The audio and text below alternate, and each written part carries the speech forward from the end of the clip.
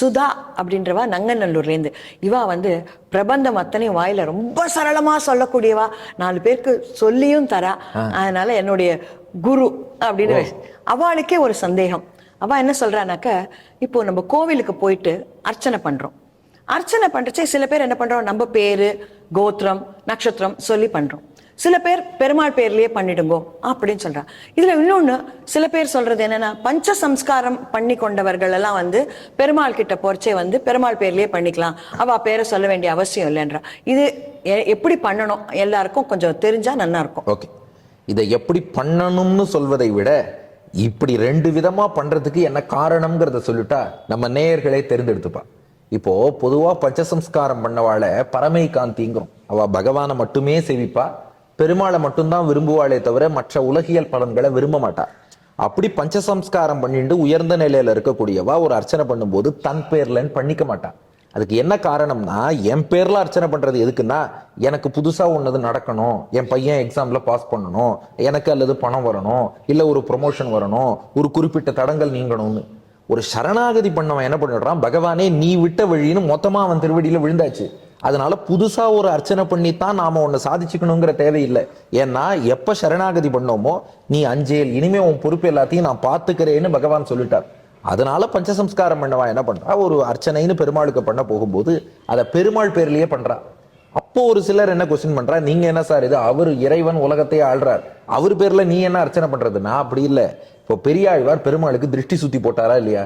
பெருமாளுக்கு எங்கேயாவது திருஷ்டி ஏற்படுமானா, இது எதுக்குன்னா பகவான் நன்னா இருக்கணும்னு பல்லாண்டு பாடுவதுதான் நம்முடைய சொரூபம். பெருமாளுக்கு ஆபத்து வரும்னு அர்த்தம் இல்லை. பக்தியில நாம ரொம்ப உருகி உருகி பெருமாளை சேவிக்கும் போது ஒரு நிலையில என்ன ஆயிடும்னா, அவரோட பெருமைகள், சக்தி இதெல்லாம் மறந்துட்டு, ஐயோ இந்த பெருமாள் எவ்வளவு அழகா இருக்காரு, குட்டி கிருஷ்ணன் நம்மாத்து குழந்தை மாதிரி இருக்கானே, இவனுக்கு வலிக்க கூடாது, இவனுக்கு ஆபத்து வரக்கூடாது, இவன் உடம்புக்கு எந்த குறையும் இல்லாம இருக்கணும், அவன் நன்னா இருக்கணும் நன்னா இருக்கணும்னு பல்லாண்டு பாடுறோம்னா அது பக்தியின் உச்ச நிலை தானே. அது போல பெருமாள் பேர்லயே அர்ச்சனை பண்றோம்னா அது பக்தியின் உச்ச நிலை. ஆகா, இந்த பெருமாள் கோவில்ல எவ்வளவு நன்னா இருக்கார், அவருக்கு எல்லா உற்சவமும் நன்னா நடக்கணும், வேளா வேளைக்கு பெருமாள் சாப்பிடணும், நன்னா இருக்கணும், இது சொல்றதுல தப்பே இல்லையே. கும்பகோணத்துல திருக்குடந்தை ஆண்டவன் வந்து சார்ங்கபாணி பெருமாளை மங்களாசாசனம் பண்ணுவார் அடிக்கடி. திருக்குடந்தை ஆண்டவன் கோவிலுக்கு எழுந்துருளும் போதெல்லாம் பெருமாள்கிட்ட பேசுவார், என்னடா நன்னா இருக்கியா, உடம்பெல்லாம் பார்த்துக்கோ, நான் போயிட்டு வரேன், நன்னா ஜாக்கிரதையா இருன்னு பெருமாள்கிட்ட பேசிட்டு எழுந்துருள்வார். அந்த மாதிரி ஒரு அர்ச்சாவதார பெருமாளை ரசிக்கிறதுங்கிறது பக்தியின் உச்சநிலை. நடாதூரம்மாள்ங்கிற மகான் பெருமாளுக்கு பால ஆர்த்தி சமர்ப்பிச்சார். என் பெருமாள் நாக்குக்கு சுடுமானா அது பக்தியின் உச்ச நிலை. அது போல பெருமாள் பேர்ல அர்ச்சனை பண்றது அவர் நன்னா இருக்கணுங்கிறது. இப்ப சொல்லுங்க, நான் நன்னா இருக்கணும்னு எனக்காக பகவான்கிட்ட பிரார்த்திப்பதை விட நீ நன்னாருன்னு அவனை வாழ்த்துறோம்னா அந்த ஆழ்வாரை தானே பெரிய ஆழ்வாருங்கிறோம். அது போல இந்த பக்தியின் பெரிய நிலைன்னு அதை நாம புரிஞ்சுக்கணும். 2வது, பெருமாள் பேர்ல அர்ச்சனை பண்றோம்னா பெருமாளுக்குன்னு இல்ல, பகவானுக்கு சரீரமாக மொத்த உலகமும் இருக்கு. அப்ப பெருமாள் பேர்ல ஒரு அர்ச்சனை பண்றது என்னன்னா, அவருக்கு சரீரமான மொத்த உலகமும் நன்னா இருக்கணும், லோகக்ஷேமம். அப்ப என் பேர்ல நான் அர்ச்சனை பண்ணிட்டேன்னா நான் மொத்த மட்டும் நன்னா இருக்கணும்னு கேட்கறேன்னு அர்த்தம். பெருமாள் பேர்லன்னு பண்றோம்னா லோகக்ஷேமம், எல்லாரும் நன்னா இருக்கட்டும். ஒரு வியாதி, எபிடமிக், அது இதுங்கிற திடீர்னு ஏதோ புதுசா வருது. ஒரு காலத்துல பிரச்சனைகள்னா இப்படித்தான் நினைப்போம், இப்பெல்லாம் எங்கேருந்து எப்படி என்ன பிரச்சனை வருதுன்னு தெரியல. லோகம் நன்னா இருக்கட்டும்னு பிரார்த்திச்சு பெருமாள் பேர்ல அர்ச்சனை பண்றதுங்கிறதும் வசதி தான். அதுக்காக பெருமாள் பேர்ல பண்றோம்னு கூட எடுத்துக்கணும் தேவையில்லை. ஆனா தன் பேர்ல அர்ச்சனை பண்றது தப்புன்னு அர்த்தம் இல்லை. தன் பேர்ல அர்ச்சனை பண்ணணும்னு விருப்பம் உள்ளவாடும் பண்ணலாம். என்ன காரணம்னா, சரி இப்போ நமக்கு ஒரு கஷ்டமே வருது, பெருமாள் பார்த்துப்பார், அந்த நிட்டையில இருக்கும், எல்லாம் வசதி தான். ஆனா அந்த பக்குவம் அவ்வளவு தூரம் வராதவா, ஒரு பஞ்சசம்ஸ்காரமே ஆனவாளாவே இருக்கட்டும், அவருக்கு அவ்வளவு தூரம் இன்னும் அந்த பக்குவம் வரல, ஏதோ ஒரு கஷ்டப்படுறாருன்னா நம்ம கஷ்டத்தை தீர்க்கணும்னு நம்ம வேற யார்கிட்ட போய் கேட்க முடியும்? நமக்கு தாய் தந்தை எல்லாமாவும் இருக்கவர் பெருமாள் தான். ஒரு கஷ்டம் ரொம்ப அதிகமா இருக்கு, தாழ முடியல, கேட்கணும்னா பெருமாள்கிட்ட தான் போய் கேட்க போறோம். அப்ப தாராளமா ஒரு அர்ச்சனை பண்ணி என் கஷ்டத்தை போக்கி கொடுன்னு பகவான்கிட்ட கேட்டா அதை வந்து யாரும் தப்புன்னு சொல்ல முடியாது. அதனாலதான் கிருஷ்ணனே என்ன பண்ணிட்டான், பகவத்கீதையில் 4 விதமான பக்தர்கள்னு கிளாசிஃபை பண்றான். இது எல்லாமே அடியன் பிரமாணத்தோட சொல்லிடுறேன். 7வது அத்தியாயத்தில் வரக்கூடிய ஸ்லோகம், சதுர்விதா பஜந்தே மாம் ஜனா சுகிருதினோர்ஜுன ஆர்த்தோ ஜிக்ஞாசுர் அர்த்தாத்தி ஞானீச்ச பரதர்ஷபான்னு 4 விதமான பக்தர்கள் இருக்கான். ஒருத்தன் வந்து இழந்த செல்வத்தை மீண்டும் பெற வேண்டும் நினைக்கிறானா. இன்னொருத்தன் இவன் இனிமேதான் புதுசா சம்பாதிச்சு புது பணக்காரன் ஆகணும்னு ஆசைப்படுறவன். அப்போ ஒருத்தன் முன்னாடி பணக்காரனாக இருந்து செல்வத்தை இழந்து மீண்டும் பெற விரும்புபவன். இன்னொருத்தன் இப்ப ஏழையா இருக்கான், புதுசா இனிமேதான் பணக்காரன் ஆகணும்னு நினைக்கிறான். அப்ப 2 பேரையும் ஒரே கேட்டகரியில கொண்டு வந்துருங்க, பணம் வேண்டி பெருமாள்கிட்ட வரவன். 2வது கேட்டகரி யாருன்னா ஜிக்ஞாசு, இந்த ஆத்மானுபவம், கைவல்யம், என்ன நானே அனுபவிக்கிறேன் அப்படின்னு ஸ்பிரிச்சுவாலிட்டியில போறவன், அவனும் பெருமாள்கிட்ட வரான். ஞானின்னு பகவானுடைய தன்மையை அறிந்து கொண்டு பெருமாளுக்கு கைங்கரியம் பண்ணணும், வைகுண்டமாகி அந்த மோட்சலோகத்துக்கு போகணும், பெருமாளை அனுபவிச்சு தொண்டு செய்யணும், இப்படி விரும்பி வரவன். இப்போ ஆத்மாவை விரும்பி வரவாளும் இருக்கா, பெருமாளை விரும்பி வரவாளும் இருக்கா, செல்வத்தை விரும்பி வரவாளும் இருக்கா. கிருஷ்ணன் என்ன சொல்லிட்டான்? சுக்கிருத்தினஹா, எல்லாருமே புண்ணியவான்கள்ட்டான். எப்படி 4 பேரையும் புண்ணியவான்கள்னு சொல்ல முடியுமா? ஒருத்தன் இழந்த செல்வம்ங்கிறான், ஒருத்தன் புது செல்வம்ங்கிறான், ஒருத்தன் ஆத்மாங்கிறான், ஒரு பக்தன் தான் பகவானையே விரும்பி வரான். 4 பேரையும் புண்ணியசாலிகள் உயர்ந்தவர்கள்னு சொல்லலாமான்னா இதை நீங்க இந்த கோணத்துல பாருங்க. இப்போ தனக்கு ஒரு பணங்காசு தான் வேணும்னாலும் கூட இதை நானே சம்பாதிச்சுப்பேன்னு அகங்காரத்தோட நினைக்காம எனக்கு மேல கடவுள்னு ஒருத்தர் இருக்கார், அவருக்கு கருணை உண்டு, நான் கேட்டா அவர் அனுகிரகம் பண்ணுவார் நம்பி கோவில் வரைக்கும் வந்திருக்காங்கன்னா நாஸ்திகனை விட இவன் எவ்வளவோ மேலதானே. அதனால தன் பேர்ல ஒருத்தன் அர்ச்சனை பண்ணி எனக்கு இந்த நன்மைன்னு கேட்டாலும் அவளை போய் நாம தப்பு தோஷம்னு சொல்ல முடியாது. ஏன்னா நாம எக்ஸ்பெக்ட் பண்ற அந்த ஹை லெவல் பக்குவம்ங்கிறது எல்லாருக்கும் இருக்கும்னு நம்ம சொல்ல முடியாது இல்லையா? ஒரு கையிலேயே 5 விரலும் ஒன்னா இல்லையே. அதனால மக்கள் ஒத்தொத்தருடைய அந்த அறிவு, அவர்களுடைய விருப்பம், அவர்களுடைய பக்குவம்ங்கிறது வெவ்வேறு நிலைகள்ல இருக்கும். அப்ப அவரவர் நிலையிலே அதுக்காக ஒருத்தர் பெருமாளுக்கு தன் பேர்ல அர்ச்சனை பண்றாருன்னா அதை தப்புன்னு சொல்லக்கூடாது. ஆனா எது வசத்தினா பெருமாள் பேர்ல பண்றது வசதி. அந்த பக்குவ நிலை வரணும்னு நாம பிரார்த்திச்சுக்கலாமே ஒழிய தன் பேர்ல பண்றவாழ தப்புன்னு நாம விமர்சிக்க வேண்டாம். Okay okay. அதனால இப்ப சாய்ஸை நேயர்கள்ட்ட விட்டாச்சு. ஆமா, இது இப்ப நீங்க சொன்னதுல இருந்து என்ன எடுத்துட்டோம் அப்படின்னா பெருமாள் பேர்ல பண்றது வசதின்றது ரொம்ப புரிஞ்சுன்னு இருக்கு.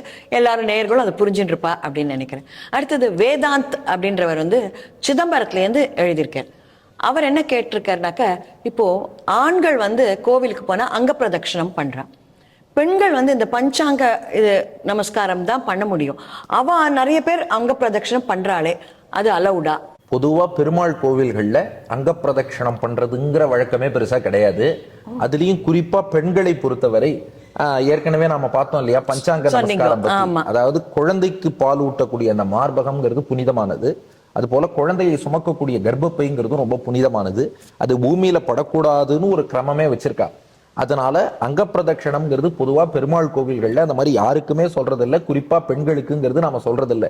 ஆனால் வேறு சில வழிபாட்டுல ஒருத்தர் பண்றான்னா அதை பத்தி நாம கமெண்ட் பண்ணக்கூடாது. அது அதை அவரவருடைய குடும்ப வழக்கம், அவர்களுடைய சம்பிரதாய வழக்கம், அதை ஃபாலோ பண்ணிக்கலாம். ஆனா பெருமாள் கோவில்கள்ல அங்க பிரதட்சணம்னு நாம பெருசா சொல்றது இல்லை. இதுக்கு என்ன காரணம்னா ஆச்சாரியர்கள் ரசித்து சொல்றா, பெருமாளை நோக்கி நம்ம கை கூப்புறோம் இல்லையா, இந்த முத்திரைக்கு அஞ்சலி முத்திரைன்னு பேரு. ஆனா பெருமாள்னு அர்த்தம், ஜலனா தண்ணீர்னு அர்த்தம். இதுக்கு ஏன் அஞ்சலின்னு பேருனா, நீங்க இந்த அஞ்சலி முத்திரை இப்படி காமிச்சாலே ஜலயதி இத்தி அஞ்சலின்னு பெருமாள் இப்படி கை கூப்புறத பார்த்ததும் பெருமாள் ஜலம் போல உருகிடுறாராம். ஐயோ என்ன நோக்கி நீ கை கூப்பிட்டியா, உனக்கு என்ன வேணும்னு கேளு, நான் எல்லாம் தரேன்னு பெருமாள் கொடுத்துட்றாராம்.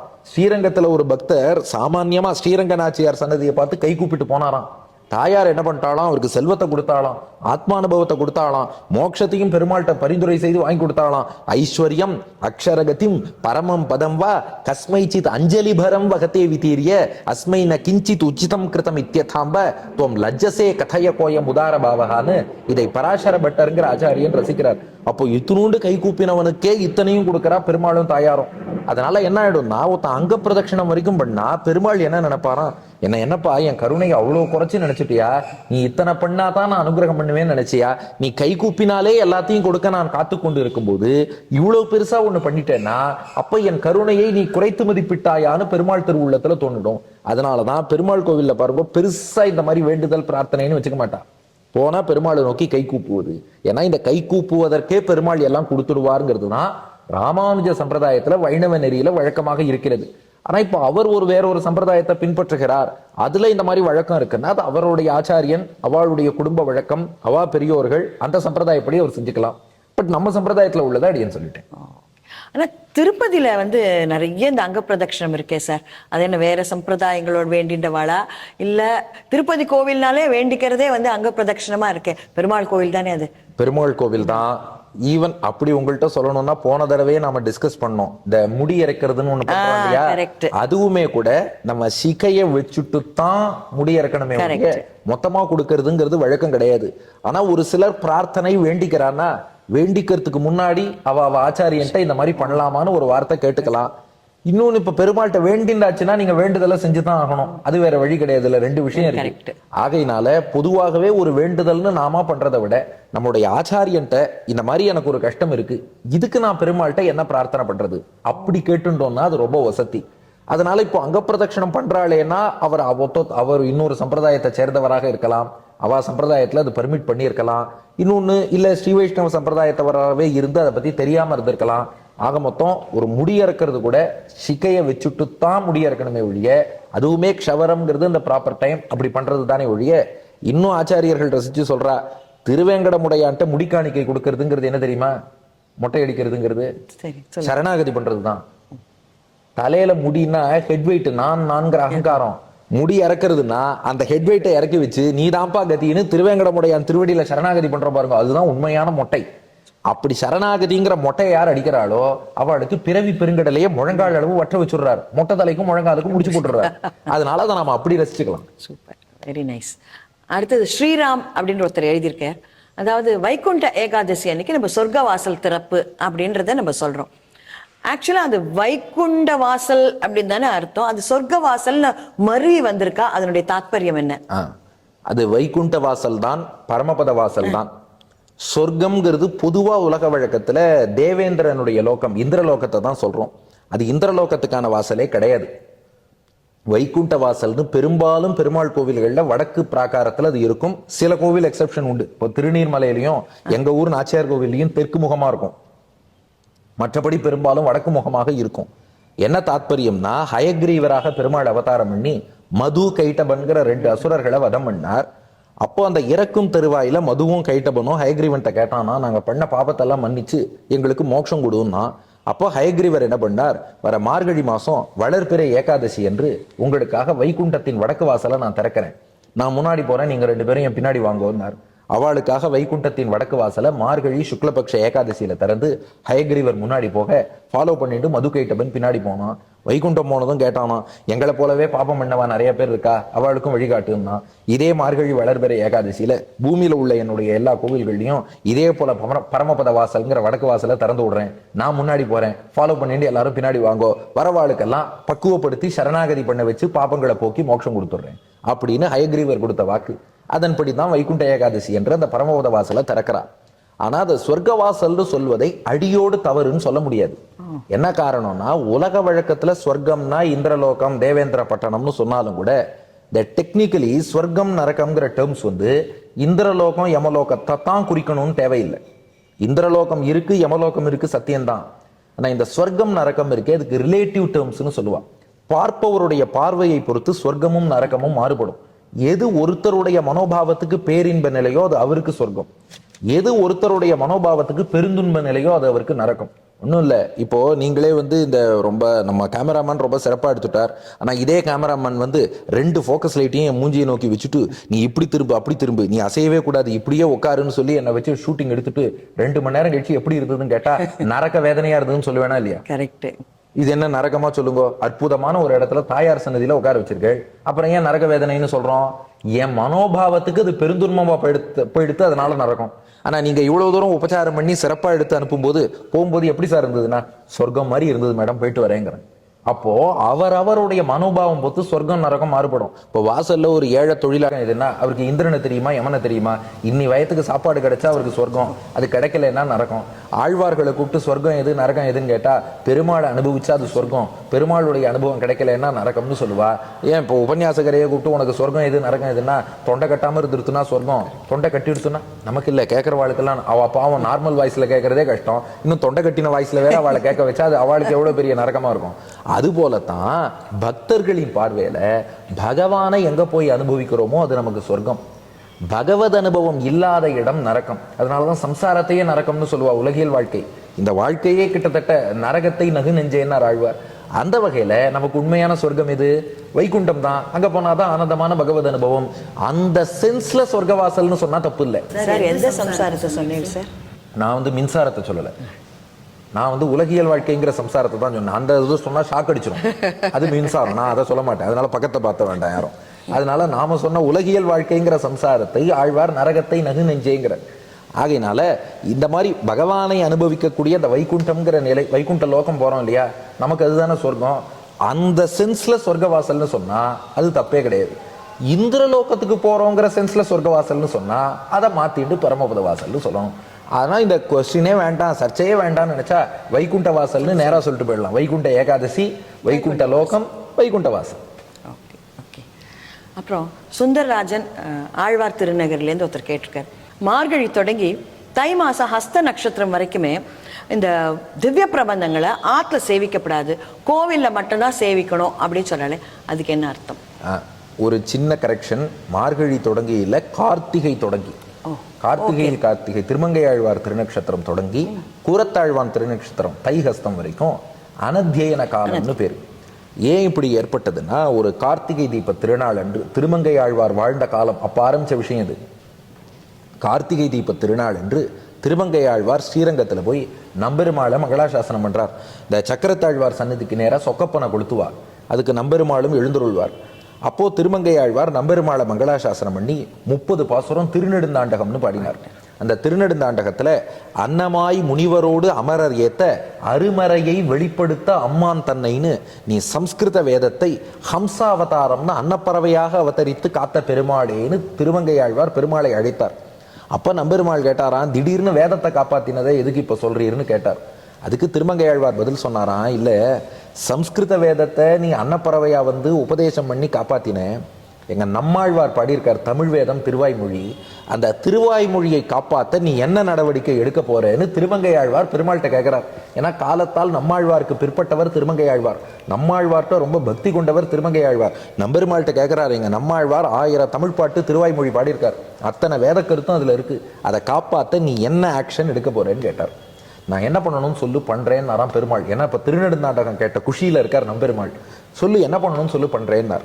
அப்போ திருமங்கை ஆழ்வார் சொன்னார், அடுத்து மார்கழி மாசம் வருது, மார்கழி மாசத்துல அந்த நாள் வழக்கம், இப்ப அது பெருசா நடக்கிறது இல்லை, அந்த நாள் வழக்கம் வைகுண்ட ஏகாதசிக்கு 10 நாள் முன்னாடி அத்தியன உற்சவம்னு நடக்கும். அந்த பகல்ல 10 நாளும் சம்ஸ்கிருத வேதம் பெருமாள் கேட்பார், ரிக்வேதம் யஜுர்வேதம் சாமவேதம் அதர்வண வேதம். எப்படி வைகுண்ட ஏகாதசிக்கு முந்தின 10 நாள் பகல் நேரத்துல நீ வேதம் கேட்கறியோ, வைகுண்ட ஏகாதசிக்கு அடுத்த 10 நாள் ராப்பத்துன்னு இரவு நேரத்துல நம்மாழ்வாருடைய 1000 பாசுரங்களை ஒரு நாளைக்கு 10 பாசுரம் வீதம், வைகுண்ட ஏகாதசி தொடங்கி 10 நாள், ஒரு நாளைக்கு 10 பாட்டு, ஒரு நாளைக்கு 100 பாட்டு, அப்போ 10 நாளைக்கு 1000 பாட்டு. அதனால திருவாய்மொழி 1000ஐயும் நீ கேட்கணும்னு பெருமாள்கிட்ட திருமங்கை ஆழ்வார் வரம் வாங்கினாராம். அதன்படி பெருமாளும் அந்த வரத்தை கொடுத்துடுறார். உடனே திருமங்கை ஆழ்வார் என்ன பண்ணிட்டார், ஸ்ரீரங்கத்தில் இருந்த எல்லா அடியார்களையும் அழைத்து கொண்டு பெருமாள் எழுந்தருளும் தோளுக்கினியான் அந்த பல்லக்கையும் இவர் வாங்கிட்டு ஆழ்வார் திருநகரிக்கு போனார். ஸ்ரீரங்கத்திலேருந்து என்னைக்கு கிளம்பினார், கார்த்திகை தீப திருநாள் என்று கிளம்பிட்டார். எல்லா அடியார்களையும் அழிச்சுன்னு போயிட்டார். அப்போ கோவில்ல யார் பாசுரம் செய்விப்பா, எல்லாரையும் அழிச்சுன்னு போயிட்டார் திருமங்கை ஆழ்வார். ஆழ்வார் திருநகரிக்கு எல்லாரும் போயாச்சு. அங்க போய் பொலிந்து நின்ற பிரான்ட்ட பர்மிஷன் வாங்கிட்டு நம்மாழ்வாரை எழுந்தருளை பண்ணிட்டு ஸ்ரீரங்கத்துக்கு அழிச்சுன்னு வரா. என்னைக்குன்னு பார்த்தா வைகுண்ட ஏகாதசிக்கு முந்தைய நாள் அழிச்சுன்னு வரா. அதுக்கு மறுநாள் வைகுண்ட ஏகாதசி, அன்றிலிருந்து தொடங்கி ராப்பத்துன்னு 10 நாள் பெருமாளுக்கு அந்த உற்சவத்தை கொண்டாடுறான். நம்மாழ்வார் முன்னிலையிலே திருமேனி வடிவத்துல விக்கிரக வடிவத்துல நம்மாழ்வார் ஆழ்வார் திருநகர்லேருந்து வரார். அப்ப ஸ்ரீரங்கத்துல நம்மாழ்வார் விக்கிரகம் கிடையாது, எழுந்தருளை பண்ணிட்டு வந்து 10 நாள் உற்சவத்தை நடத்தினார். அப்ப என்னைக்கு பூர்த்தியாயிருக்கும், வைகுண்ட ஏகாதசியிலேருந்து 10வது நாள் பூர்த்தியாயிருக்கும். பூர்த்தியானவாறே இப்ப என்ன பண்ணணும்னா, இந்த ஆழ்வாரை மீண்டும் ஆழ்வார் திருநகரிக்கு எழுந்தருளை பண்ணிட்டு திரும்ப வரணும். அவ திரும்ப வந்த நாள் எதுனா தைஹஸ்தம். இப்ப இந்த நாள் வரைக்கும் யாராவது வீட்டிலேயோ கோவில்லையோ பாசுரம் சேவிச்சிருப்பாளானா யாரும் சேவிக்கல. அந்த நம்மாழ்வாருக்கு அந்த உற்சவம் நடந்ததே 10 நாள், அந்த 10 நாள் மட்டும் திருவாய்மொழி ஒரு நாளைக்கு 100 பாசுரம் வீதம் ராப்பத்துன்னு சொல்லி சேவிச்சா. இப்படி இந்த வழக்கம் ஆரம்பிச்சுடுத்து. ஆனா அப்புறம் என்னாச்சு, திருமங்கை ஆழ்வார் காலத்துக்கு அப்புறம் இந்த உற்சவம் நின்று போயிடுது. என்ன ரீசன்னா, ஒண்ணு இது ஆழ்வாரை போய் எழுந்தருளை பண்ணி வர்றதுங்கிறது கஷ்டம், அந்த நாள்ல திருட்டு பயம் இதெல்லாமும் உண்டு.